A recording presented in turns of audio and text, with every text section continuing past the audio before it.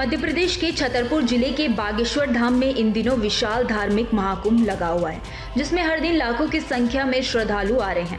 8 तारीख को 121 कन्याओं के विवाह किए जा रहे हैं। धाम के पीठधीश्वर पंडित धीरेन्द्र कृष्ण शास्त्री द्वारा दरबार लगाया जा रहा है, जिसमें लोगों की अर्जी लगाई जा रही है और उसमें उनकी समस्या लिखी जाती है और उसका निदान भी किया जाता है। इसी कड़ी में एक महिला अपनी अर्जी लगाने आई थी, जो कल 15 फरवरी को कथा के दौरान पंडाल में बैठी रही और अर्जी का इंतजार करती रही, लेकिन अर्जी नहीं लगी और जब सुबह वह महिला उठी नहीं तो परिजनों ने देखा तो वह मृत मिली, जिसके बाद उसे अस्पताल ले जाया गया। मृतक महिला का नाम नीलम देवी है, जो उत्तर प्रदेश के फिरोजाबाद की रहने वाली है।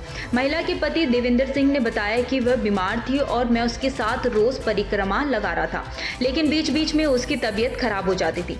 14 फरवरी को भी उसकी तबीयत खराब हो गई थी। 15 तारीख की सुबह उसकी तबीयत ठीक थी। देवेंद्र ने कहा कि 15 फरवरी को मैं बागेश्वर धाम के दरबार में अपनी अर्जी लगाने के लिए नीलम देवी को साथ लेकर पहुंचा था। नीलम ने सुबह पंडाल में खाना भी खाया था, लेकिन शाम होते होते अचानक तबीयत बिगड़ गई, जिसके बाद नीलम देवी की मौत हो गई। इसी दौरान नीलम के पति देवेंद्र सिंह ने और क्या कुछ बताया, जरा आप भी सुनिए। हम बागेश्वर धाम रुक रहे थे, बहुत बढ़िया काम चल रहा था, रोज परिक्रमा लगा रहे थे, रोज खा पी रहे थे। आज दरबार में लगने वाला था, वहाँ बैठे थे, बैठा भी चलाया था, मैं परिक्रमा लगा के गया हूँ। तब तक इसकी तबीयत थोड़ी ख़राब हो जाती थी, कल भी हो गई थी, फिर कुछ सही हो गई थी। भभूति देने के बाद पुलिस वालों ने वहाँ से कि नहीं यहाँ से हटा, गाड़ी में डाल के 2 घंटे इधर रखा खेतों में, फिर एम्बुलेंस बुला के जिला में चेक करवा लूँ, वहाँ से भगा दिया।